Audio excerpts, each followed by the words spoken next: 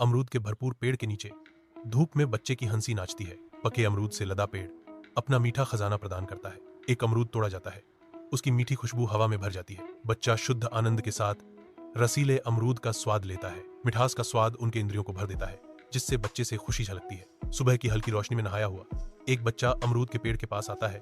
उसकी आंखों में उम्मीद नाच रही है। बच्चे का चेहरा गिर जाता है, क्योंकि उन्हें एहसास होता है कि शाखाएं खाली हैं, अमरूद सब चले गए हैं। बच्चे पर उदासी की लहर छा जाती है। उसके मीठे फल के सपने टूट जाते हैं। छोटे मुट्ठी कसकर दृढ़ संकल्प उनकी निगाहों को मजबूत कर रहा है। बच्चा लापता अमरूद के रहस्य को उजागर करने का फैसला करता है। धूप से सराबोर पिछवाड़े में एक बच्चा दुबका हुआ है।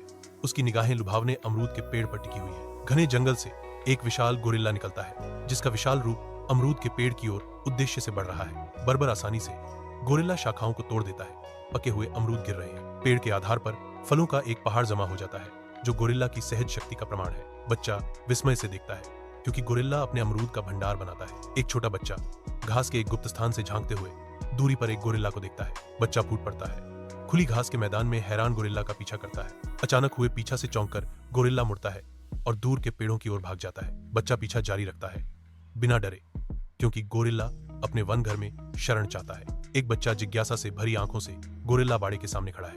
अंदर एक गोरिल्ला अपने बच्चे को गोद में लिए हुए है। धीरे धीरे उसे एक जीवंत अमरूद खिला रहा है। शिशु गोरिल्ला फल स्वीकार करता है। उसके नन्हे हाथ निर्दोष विश्वास के साथ आगे बढ़ते हैं। बच्चे पर गहरी करुणा की लहर छा जाती है। इस कोमल दृश्य को देखकर बच्चे की आंखों में आंसू आने लगते हैं, जो कोमल दिग्गजों के साथ गहरे संबंध को दर्शाते हैं। बच्चा भावना के एक उभार से अभिभूत है और एक आंसू उनकी गाल पर लुढ़क जाता है।